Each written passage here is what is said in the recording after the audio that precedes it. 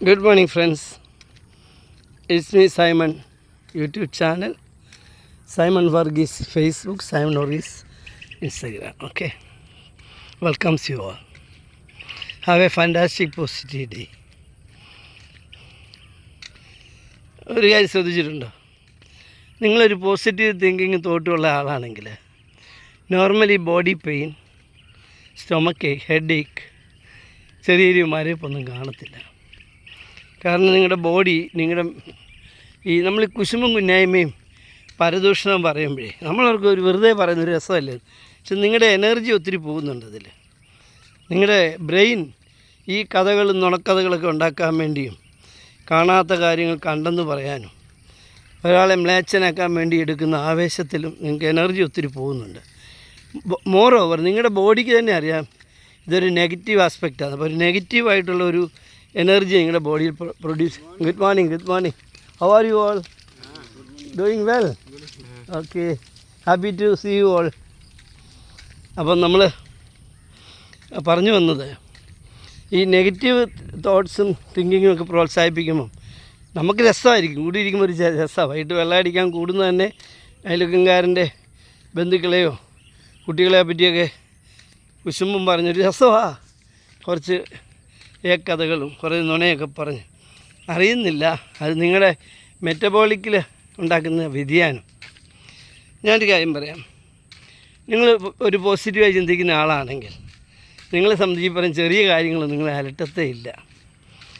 നിങ്ങൾ മറ്റുള്ളവരുടെ നന്മയെ പറയുമെങ്കിൽ നിങ്ങൾക്ക് നന്മ ഉള്ള നല്ല കൂട്ടുകാരെ കിട്ടും. നിങ്ങൾ കല്യാണം മുടക്കിയും പരദൂഷണം പറയുന്നവരാണ്, ഗേറ്റ് തുറങ്ങാ ഇന്നയാൾ വരുന്നുണ്ട്, കുഴഞ്ഞു എന്ന് പറയും. മറിച്ച് നിങ്ങൾ നല്ല കാര്യങ്ങൾ പറയുന്ന, പോസിറ്റീവായി ചിന്തിക്കുന്ന, മറ്റുള്ളവരെ പ്രോത്സാഹിപ്പിക്കുന്ന, ഒരു പുതിയ കാർ എടുത്തു, അവിടെ ചെന്ന് ആ കാറിനെ പറ്റി ജിജ്ഞാസയോടെ ചോദിക്കുക.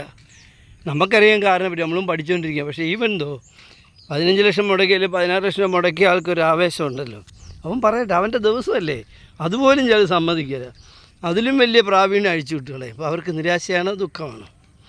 അപ്പോൾ അവർ പറയും, ഇത് ഇന്ന കമ്പനിയുടെ ഇന്ന മോഡലാണ്, ഇതിൽ അഡാസ് സിസ്റ്റം ഉണ്ട്, അഡാസ് സെക്കൻഡ് ജനറേഷൻ സിസ്റ്റമാണെന്നൊക്കെ പറയും. അത് കേൾക്കുമ്പോൾ രസമല്ലേ, അങ്ങനെയാണോ, അത് ശരി. അപ്പം നമ്മളൊന്ന് ഉറങ്ങിപ്പോയാലോ, ഭയം പറയും. അങ്ങനെ ഉറങ്ങിപ്പോയാൽ അതിൻ്റെ ഗസ്റ്റർ ഫൈൻഡ് ഔട്ട് ചെയ്ത് ആർട്ടിഫിഷ്യൽ ഇൻ്റലിജൻസ് വെച്ച് വണ്ടി ഒന്നെങ്കിൽ അലാം അടിക്കും, എന്നിട്ട് ഉണരുന്നെങ്കിൽ അതിൻ്റെ സൈഡ് ലെഫ്റ്റ് ആണെങ്കിൽ ലെഫ്റ്റ്, ഇവിടെ നമ്മളോട് ലെഫ്റ്റ് സൈഡ് റൈറ്റ് സൈഡിൽ, അപ്പോൾ ലെഫ്റ്റിൽ ഒതുക്കും, ഇംഗ്ലണ്ടിലോ അമേരിക്കയിലോ റൈറ്റിൽ ഒതുക്കും, എന്നൊക്കെ പറഞ്ഞു തരും. നമുക്ക് സന്തോഷമല്ലേ. അങ്ങനെ അവരുടെ ആ ഒരു പോസിറ്റീവ് വൈബിനെ നമ്മളൊന്നുകൂടെ ഉണർത്തിയിട്ട് പോകും, അല്ല അവരെ മനപ്രയാസപ്പെടുത്തിയിട്ട് പോകരുത്. 15 ലക്ഷം 16 ലക്ഷം മുടക്കി കാറ് വാങ്ങിച്ചിട്ട് ഇത് കൊള്ളത്തില്ല, ഇതിലും നല്ലത് മറ്റേതായിരുന്നു എന്നൊക്കെ പറഞ്ഞ് ആളാകാൻ ശ്രമിക്കുന്ന, സൈക്കിള് മാത്രമുള്ള അല്ലെ ഒരു സെക്കൻഡ് ഹാൻഡ് സ്കൂട്ടർ മാത്രമുള്ള ആളുകൾ എനിക്കറിയാം.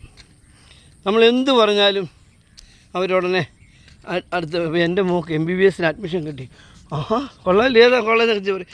എൻ്റെ ചേട്ടൻ്റെ അനന്തരവൻ്റെ മകളുടെ മകൻ അവൻ MBBS എന്നടുത്ത് പഠിക്കുക. എല്ലാവരും പറയും, ഞാനങ്ങ് ചിരിച്ചു പോകാൻ. അവൻ്റെ അല്ല, അവൻ്റെ ബന്ധുവിൻ്റെ അല്ല, ബന്ധുവിൻ്റെ അനന്തരവൻ്റെ മകൻ്റെ കൊച്ചുമോൻ എങ്ങനെ അങ്ങ് പോവുക. എന്താണെന്ന് വെച്ചാൽ നമ്മുടെ ഒപ്പത്തിന് നിൽക്കാൻ എന്തിനാ ഇങ്ങനെ കഷ്ടപ്പെടുന്നത്? അതൊരു നെഗറ്റീവ് രീതിയാണ്. അതായത് എന്ത് പറഞ്ഞാലും ഒപ്പം നിൽക്കണമെന്നല്ല, അത് ശരിയല്ല. ആ നെഗറ്റീവ് തോട്ട്സ് ഒഴിവാക്കി തന്നെ നിങ്ങളുടെ പല അസുഖങ്ങളും മാറും. കുശുമ്പ് കുന്നായ്മ, മറ്റുള്ളവരെ പറ്റി പരദൂഷണം പറയുക, അതുപോലെ മദ്യപിച്ചുകൊണ്ടിരിക്കുമ്പോൾ അയൽവക്കംകാരൻ്റെ ഭാര്യയെപ്പറ്റി പറയുക, കുഞ്ഞുങ്ങളെപ്പറ്റി പറയുക. എന്താ കഥ? നിങ്ങൾ രോഗം വാരി കൂട്ടുന്നു. നിങ്ങൾക്ക് എന്താ ഗുണം? ഒരു മിനിറ്റ് കൊണ്ട് അതങ്ങ് തീർന്നു, ആ ചിരിയും കളിയും തീർന്നു. പക്ഷേ നിങ്ങൾക്ക് എന്ത് ഗുണമുള്ളത്? നിങ്ങളുടെ ശരീരത്തെ, നിങ്ങളുടെ മൈൻഡ് തന്നെ നിങ്ങളെ നെഗറ്റീവായിട്ട് പ്രഖ്യാപിക്കും. ഓക്കെ, അതുകൊണ്ട് ബി പോസിറ്റീവായിരിക്കണം, പോസിറ്റീവായിട്ട് പെരുമാറണം, മറ്റുള്ളവരെ അഭിനന്ദിക്കാൻ പഠിക്കണം, എന്ന് പറയും ഗുഡ് മോർണിംഗ് പഠിക്കണം. അവരുടെ ഉയർച്ചയിൽ, ചെറിയ ഉയർച്ചയാണെങ്കിൽ പോലും അത് പറയണം, ഒരു നോട്ടീസബിളായിട്ടുള്ള ഉയർച്ച. വീടൊക്കെ പെയിൻറ്റ് ചെയ്തു, കൊള്ളാം, വെരി ഗുഡ്, ഐശ്വര്യമുണ്ട്. എന്തിനാ എടോ താൻ എവിടെ മുടി വെട്ടിയത് ഇന്നലെ? അയ്യോ, കൊള്ളാമല്ലോ, U looks quite beautiful, very good. നല്ല നഷ്ടമുണ്ടോ? പോസിറ്റീവ് അല്ലേ? അപ്പോൾ അവൻ നമ്മളെപ്പറ്റിയും പറയും, സൈമൺ കഴിഞ്ഞ ദിവസം ഒരു ഷർട്ട് ഇട്ടിരുന്നു, നല്ലതായിരുന്നു കേട്ടോ, അത് എവിടുന്നാണ് വാങ്ങിച്ചേ? നമ്മളിത് പറഞ്ഞില്ല അവനത് പറയൂ. B positive always. ഓക്കെ, നമ്മുടെ ജീവിത സന്തോഷവും നരകമാക്കി നമ്മൾ തന്നെയാണ് അല്ലേ. എൻ്റെ ഭാര്യ one of the beautiful girl in the world. അതാണ് എനിക്ക്. ഒരു ദിവസം ആരോ പരാമർശിച്ചെന്ന് ഞാൻ കേട്ടു. സൈമൺ ഇങ്ങനെ ആലിച്ച എന്നും പറഞ്ഞ് നടക്കുകയാണ്, ആലിച്ചിൻ്റെ പുറകെ നടക്കുകയാണ്. നിങ്ങൾക്കറിയാമോ, എൻ്റെ കല്യാണം കഴിഞ്ഞിട്ട് ഇത് 39 ഇയേഴ്സായി. നെക്സ്റ്റ് ഇയർ ഞങ്ങൾ സെലിബ്രേറ്റ് ചെയ്യുന്നുണ്ട് 40th. നിങ്ങളെയൊക്കെ വിളിച്ച് കാപ്പി തരാൻ ഉദ്ദേശിക്കുന്നുണ്ട്. 40th years of our successful life.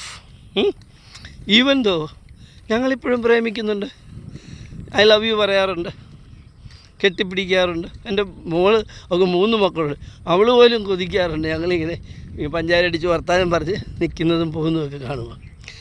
നമ്മുടെ കുഞ്ഞുങ്ങളുടെ മുമ്പിൽ നമ്മുടെ സ്നേഹം കാണിക്കുമ്പം നമ്മൾ കുഞ്ഞുങ്ങളത് പകർത്തി അവരും അത് ആവർത്തിക്കും, അവരും സന്തോഷമായിട്ട് ജീവിക്കും. അതിനുവേണ്ടി അങ്ങനെ ചെയ്യാൻ പറയുന്നത്.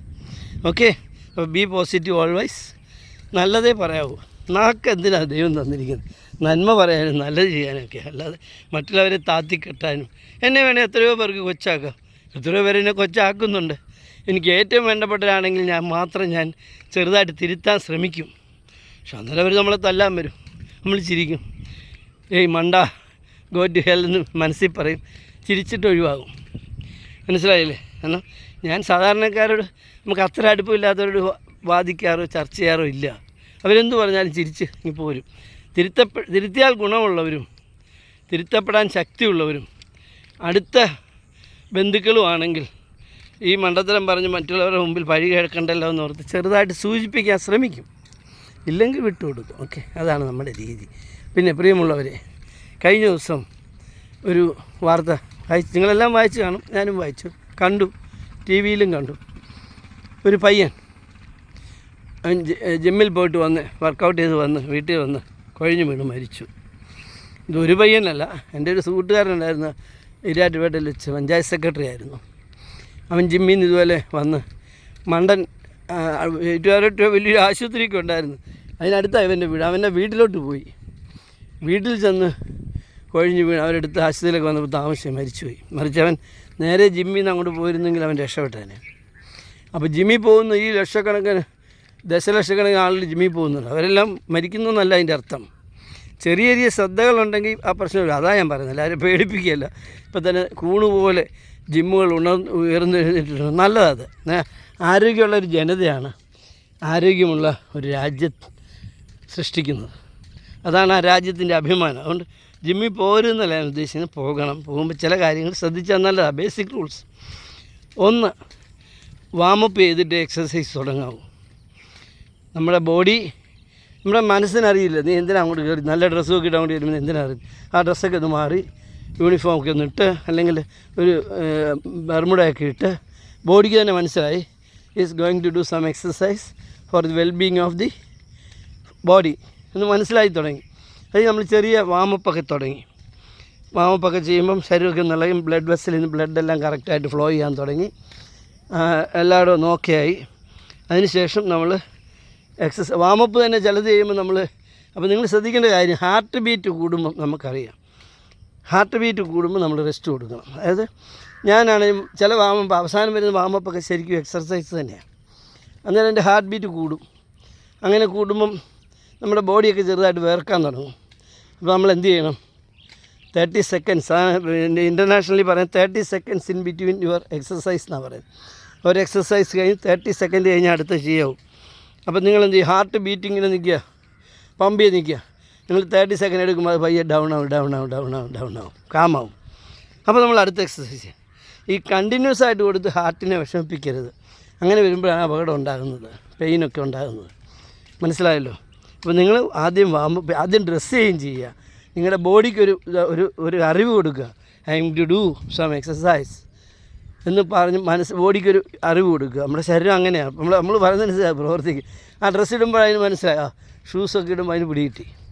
അത് കഴിഞ്ഞ് വാമപ്പ് 10 ചുവട് നടക്കുക. അപ്പോൾ ബ്ലഡ് സർക്കുലേഷൻ കറക്റ്റ്. അതിനകത്ത് തന്നെ ജിമ്മിൽ തന്നെ നടക്കാമല്ലോ, 10 ചുവട് നടക്കുക. അല്ലെ അവിടെ ട്രെഡ്മില്ലുണ്ടല്ലോ, അത് 10 മിനിറ്റ് നടക്കുക, എക്സസൈസ്. അപ്പം ബോഡി ബ്ലഡ് സർക്കുലേഷൻ ഒക്കെ ആയി. പിന്നെ വാമപ്പായി. പിന്നെ ചെയ്യേണ്ടത് എക്സസൈസാണ്, വർക്കൗട്ട് ചെയ്യുമ്പം ഓരോ വർക്കൗട്ടിന് ശേഷം നമ്മൾ റെസ്റ്റ് കൊടുക്കും. 30 സെക്കൻഡാണ് ഇൻ്റർനാഷണലി പറയുന്നത്, 30 സെക്കൻഡാണ്. നിങ്ങൾ 40 കൊടുത്താലും കുഴപ്പമൊന്നുമില്ല. പിന്നെ വർക്കൗട്ട് ചെയ്യുമ്പോൾ അതുകൊണ്ട് ആരെയും തോൽപ്പിക്കാൻ വേണ്ടി ചെയ്യരുത്.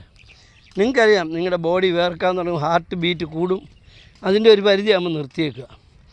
എന്നിട്ട് റെസ്റ്റ് എടുത്തിട്ട് വീണ്ടും ചെയ്യാം, സൈമിൾട്ടേനിയസ് ആയിട്ട് വീണ്ടും ചെയ്യാം. പക്ഷേ കണ്ടിന്യൂസ് ആയിട്ട് ചെയ്യരുത്.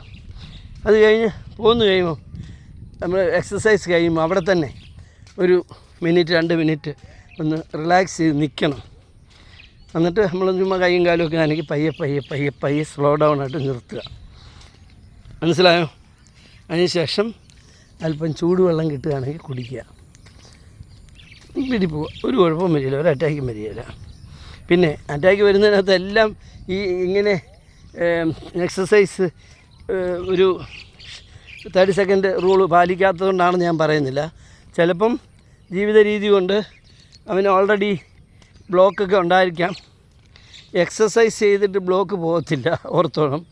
അതിന് നിങ്ങൾ തുടങ്ങുന്നതിന് മുമ്പ് ഒരു ഡോക്ടറെ കണ്ട്, ഫിസിഷ്യനെ കണ്ട് ചെക്കപ്പ് ചെയ്യുന്നത് നല്ലതായിരിക്കും. നിങ്ങൾക്ക് അവർക്ക് ട്രെഡ്മിൽ ടെസ്റ്റ് നടത്തുമ്പോൾ അറിയാം കിതപ്പൊക്കെ ഉണ്ടെങ്കിൽ ബ്ലോക്ക് ഉണ്ടെന്ന് അറിയാം ഡോക്ടേഴ്സിന്. അപ്പോൾ അവർ കണ്ടിട്ട് തുടങ്ങുന്നതായിരിക്കും നല്ലത്. എക്സസൈസ് കൊണ്ട് ഓൾറെഡി ഉണ്ടായ അസുഖങ്ങൾ നിയന്ത്രിക്കാമല്ലാതെ മുഴുവൻ പോകത്തില്ല. ഇല്ലെങ്കിൽ പിന്നെ വരത്തുമില്ല. അതാണ് അതിൻ്റെ രീതി. അല്ല ബ്ലോക്കൊക്കെ ഉള്ള ആൾ എന്നാൽ എക്സസൈസ് ചെയ്ത് കളയാം. ബ്ലഡ് വെസലിനകത്ത് എക്സസൈസിൻ്റെ ഗുണവും കിട്ടത്തില്ല.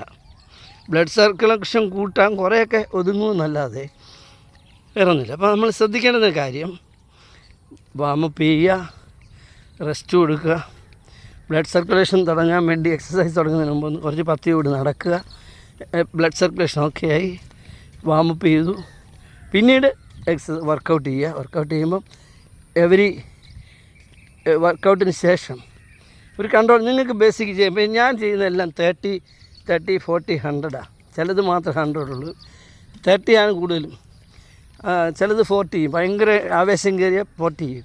എന്നിട്ട് ഉടനെ നിർത്തും, 30 സെക്കൻഡ് റെസ്റ്റ് എടുക്കും.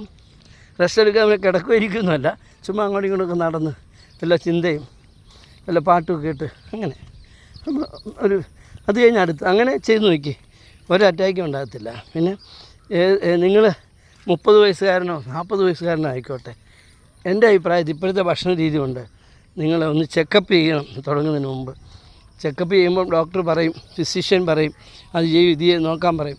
അപ്പോൾ അവർക്കറിയാൻ പറ്റും എന്തെങ്കിലും പ്രശ്നമുണ്ടെങ്കിൽ. പിന്നെ ട്രെഡ്മിൽ ടെസ്റ്റ് നടത്താൻ പറഞ്ഞാൽ അതിൻ്റെ അർത്ഥം സംതിങ് ഒന്ന് നോക്കേണ്ടതുണ്ട്. അപ്പോൾ ട്രെഡ്മിൽ ടെസ്റ്റ് നടത്തുമ്പോൾ നമുക്ക് കിതയ്ക്കുകയോ ഒക്കെ വരികയാണെങ്കിൽ പിന്നെ അവർ പറയും ഇന്നവരൊക്കെ ഉണ്ടല്ലോ, നമുക്ക് ആൻജിയോഗ്രാം ചെയ്താലോ. അത് 30കാരനൊന്നും ആൻജിയോ ചെയ്യുമെന്ന് ഞാൻ വിചാരിക്കുന്നില്ല. അത്യാവശ്യം ഉണ്ടെങ്കിൽ ചെയ്യുമ്പം ബ്ലോക്ക് ഉണ്ടെങ്കിൽ കണ്ടുപിടിക്കാം. അത് നമ്മൾ ശ്രദ്ധിക്കണം. അല്ല ഈ കുഴഞ്ഞു വീണ് മരിച്ച എല്ലാ കേസിലും എക്സർസൈസിൻ്റെ ആധിക്യം കൊണ്ടാണെന്ന് ഞാൻ വിചാരിക്കുന്നില്ല എന്നാണ് ഉദ്ദേശിച്ചത്. എക്സർസൈസ് ചെയ്യണം, അത് നമ്മുടെ ബോഡിക്ക് നല്ലതാണ്. പക്ഷേ അത് ക്രമമായി ഒന്ന് പഠിച്ച് ചിന്തിച്ച് ചെയ്യണം. ഓക്കെ, അപ്പം ഓൾ ദ ബെസ്റ്റ്. നമ്മുടെ നാടിൻ്റെ ഈ വികസനം ഞാൻ പറയും, ചിലരൊക്കെ വലിയ മദ്യപിച്ച് മക്കളൊക്കെ വിദേശത്തൊക്കെ പോയി ജോലിയിൽ കിട്ടുന്ന കാശ് കിട്ടുന്ന മദ്യപിച്ച് ധാരാളം നിയന്ത്രണമില്ലാതെ ഭക്ഷണങ്ങളെ കഴിച്ച് മേളിക്കുന്നവരോട് ഞാൻ പറയാറുണ്ട്, തൻ്റെ കുഞ്ഞുങ്ങൾ ഒരു പരിധി വരെ രക്ഷപ്പെട്ടു. അതൊക്കെ കാണണോ മനുഷ്യ, തനിക്ക് കാണണം. പിന്നെ കാണണമെന്നുണ്ടെങ്കിൽ ഈ പുകവലി മദ്യപാനമൊക്കെ നിർത്ത്. അമിതമായ ഭക്ഷണം, തൻ്റെ പ്രായം ഇപ്പോൾ എത്ര, 66, 67 എത്ര, അപ്പോൾ താൻ അതനുസരിച്ച് ഭക്ഷണം കഴിക്കുക. 1-2 ദിവസം ഒരു ആഘോഷത്തിന് കഴിക്കുന്നവരല്ല, സ്ഥിരമായി കഴിക്കരുത് എന്നൊക്കെ പറഞ്ഞു കൊടുക്കും. എന്താണെന്ന് വെച്ചാൽ അവർക്കറിയില്ല. പൊട്ടന് ലോട്ടറി അടിച്ച പോലെ പെട്ടെന്നിങ്ങനെ കാശ് വരുമ്പോഴേ 1 ലക്ഷം 2 ലക്ഷം രൂപ ഡെയിലി മാസം അക്കൗണ്ടിലോട്ട് വരാൻ തുടങ്ങുമ്പോൾ അങ്ങനെയൊക്കെ തോന്നും. പക്ഷെ അത് നമ്മുടെ നാശത്തിന് ഉണ്ടാകരുതെന്ന് അവരെ പറഞ്ഞ് മനസ്സിലാക്കുക. അറിവുള്ളവർ പറഞ്ഞു കൊടുക്കണം.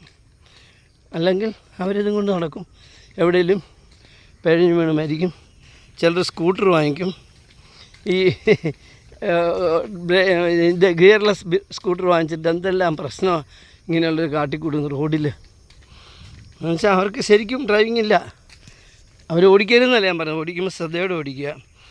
അത് എപ്പോഴും റോഡിനരികെ കൂടെ മാത്രമേ ബൈക്കും ഓട്ടോറിക്ഷ ഓടിക്കാവൂ. കാരണം പുറകിലൊന്ന് കാറുകളെല്ലാം ഇങ്ങനെ ചില ബൈക്ക് പോയി കഴിയുമ്പോൾ 10-15 കാറാണ് പുറകെ. ഇവൻ സൈഡ് കൊടുക്കാൻ നടുക്കൂടെ പോവുക. അങ്ങനെ ഒരിക്കൽ ഞാൻ കോട്ടയം ടൗണിൽ വെച്ച് നമ്മുടെ ബേക്കറി ജംഗ്ഷന് അപ്പുറത്ത് വെച്ച് ഒരു കാർ കയറ്റിയിട്ട് ഒരു പെങ്കൊച്ചോട് ചോദിച്ചു, മോളെ സൈഡിൽ കൂടെ പോയാൽ പോരെ എന്ന് ചോദിച്ചോ. അവൾ പറയാം, അതെ ഞാനും ടാക്സ് അടയ്ക്കുന്നുണ്ട്, താൻ പോടൂ. അയാൾക്ക് ചിരിച്ചു. അത്രയ്ക്കേ വിവരമുള്ളൂ എന്ന് മനസ്സിലായി. തൻ്റെ വണ്ടിക്ക് പോകാനുള്ള ഇടയെടുത്താൽ പോരെ, റോഡ് സൈഡിൽ ലെഫ്റ്റ് ലൈനിൻ്റെ അടുത്തൂടെ സ്കൂട്ടർ പോയാൽ പോരെ, ഓട്ടോറിക്ഷക്കാരൻ ഓവർടേക്ക് ചെയ്യുമ്പോൾ ഫ്രണ്ട് നടുക്ക് കയറിക്കോട്ടെ, അത് കഴിഞ്ഞ് സൈഡിൽ കൂടെ പോയാൽ പോരെ, റോഡിൽ അതിവേഗം പോകേണ്ട അത്യാവശ്യക്കാർ പോട്ടെ, ഞാൻ പോയിട്ട് പോയാൽ മതി എന്ന് വിചാരിച്ചാൽ പറ്റുമോ? 80 cc 100 cc വണ്ടിയും 1500 cc ആയിട്ട് വരുന്ന അത്യാവശ്യക്കാരന് ഒരുപോലെ അല്ലല്ലോ. അവസരം കൊടുക്കണം. ഞാനും ബൈക്ക് ഓടിക്കുന്നുണ്ട്. ബൈക്ക് ഓടിക്കുമ്പോൾ ഞാൻ ആ ലൈനിൽ സൈഡിൽ കൂടെ ഓടിക്കത്തുള്ളൂ. ആവശ്യമുണ്ടെങ്കിൽ ഓവർടേക്കും തിരിച്ച് വീണ്ടും. അല്ലാതെ ഞാനും ടാക്സ് അടയ്ക്കുന്നുണ്ടെന്ന് പറഞ്ഞ് നമ്മുടെ ഓട്ടോറിക്ഷക്കാർ ശ്രദ്ധിച്ചാൽ നന്നായിരിക്കും. പല അപകടങ്ങളും. കാരണം ഇപ്പം തിരുവനന്തപുരത്ത് നിന്ന് വരികയാണ്, അപ്പോൾ കണ്ണൂരോ കാസർഗോഡിനോ പോകുന്നവൻ അവൻ വിട്ടടിച്ചാണ് വരുന്നത്. അവന് ഓടിയെത്തണ്ടേ. ആ സ്പീഡിൽ അവൻ വരുമ്പം നമ്മൾ പെട്ടെന്ന് കൊട്ടി കളിക്കാൻ വേണ്ടി അപ്പുറത്തെ ആളെ കടന്ന് ക്രോസ് ചെയ്യാൻ ശ്രമിച്ചാൽ ചത്തുപോകും, പടമാകും. ഈ എത്ര വലിയ മികളുള്ള വണ്ടിയാണെന്ന് പറഞ്ഞാലും അവൻ കടന്നു പോകുന്ന വിചാരിച്ച് നമ്മളും വരുന്നത്. തട്ടിയാൽ തീർന്നു. അതൊക്കെ ശ്രദ്ധിക്കുക. ജീവിതം ഒന്നേ ഉള്ളൂ, അത് ആശ്വസിച്ച് ഡിസിപ്ലിൻഡായിട്ട് പ്രാർത്ഥിച്ച് കൺട്രോൾ ചെയ്ത് മുമ്പോട്ട് കൊണ്ടുപോകുക. ഓക്കെ. ഈ ഭൂമിയിലെ കാലം ആർക്കും അധികം പറഞ്ഞിട്ടില്ല. എല്ലാവരും ഒരു നാൾ മരിക്കും, മരിച്ചേ പറ്റൂ. മരിക്കാതെ നമുക്ക് സ്വർഗ്ഗത്തിൽ പോകാൻ പറ്റത്തുമില്ല.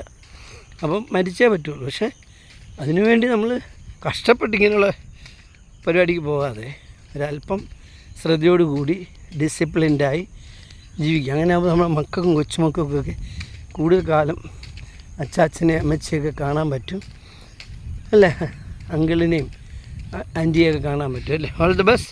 Have A fantastic positive day. Be positive always. Naturally, you will be healthy. Okay, thank you.